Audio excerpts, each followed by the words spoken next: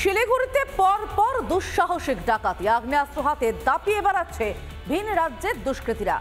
লুট ডাকাতি যেন স্বাভাবিক ঘটনা, হুঁশ নেই পুলিশের খোঁজ মেলে না রাতের রাস্তায়।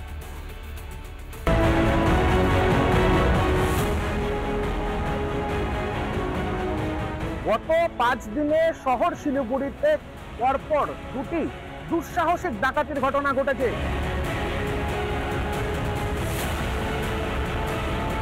এই মুহূর্তে আমরা একটু শহর শিলিগুড়ি পরিক্রমা করব এবং দেখানোর চেষ্টা করব শহর শিলিগুড়িতে নিরাপত্তা ব্যবস্থা ঠিক কিরকম রয়েছে, প্রশাসন ঠিক রাস্তায় কতটা কাজ করছে তা একটু খতিয়ে দেখি। আজ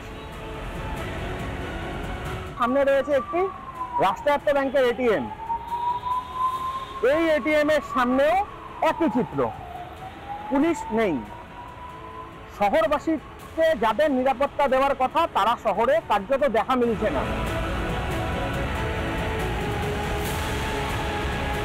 কে নিরাপত্তা দেবে? প্রশাসনের নিরাপত্তা দেবে সাধারণ নাগরিককে? রাস্তায় পুলিশ আছে? এখনো তো আমি দেখতে পারলাম না। দাঁড়িয়ে রয়েছে শিলিগুড়ির স্বর্ণ মার্কেট, ক্ষুদিরাম পল্লী যাকে বলা হয়। এই মার্কেটে কাছাকাছি স্থানে গতকাল ডাকাতি হয়েছে, শুনেছেন তো? তারপর থেকে এই মার্কেটে পুলিশ আছে? আতঙ্কে রয়েছেন? ভয় পাচ্ছেন?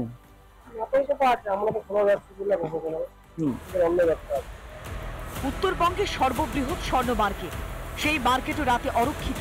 গোটা শহরের মতো এই মার্কেটেও পুলিশের দেখা নেই।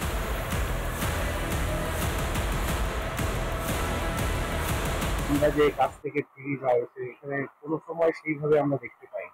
নিরাপত্তাহীনতা বোধ করছেন? অবশ্যই, এটা তো অবশ্যই।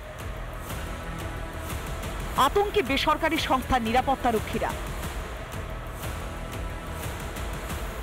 আতঙ্ক মানে প্রচন্ড বলে এর মধ্যে বলার মতো। আমরা যেভাবে জেগে কাজ করতেছি, এক ফোঁটা চোখের পাতায় দিকে করতে পারছি। এখন দেখার বিষয় শিলিগুড়ি পুলিশ কতদিনে তাদের শীত ঘুম কাটে, কতদিনে রাতের শিলিগুড়িকে তারা সুরক্ষিত করে।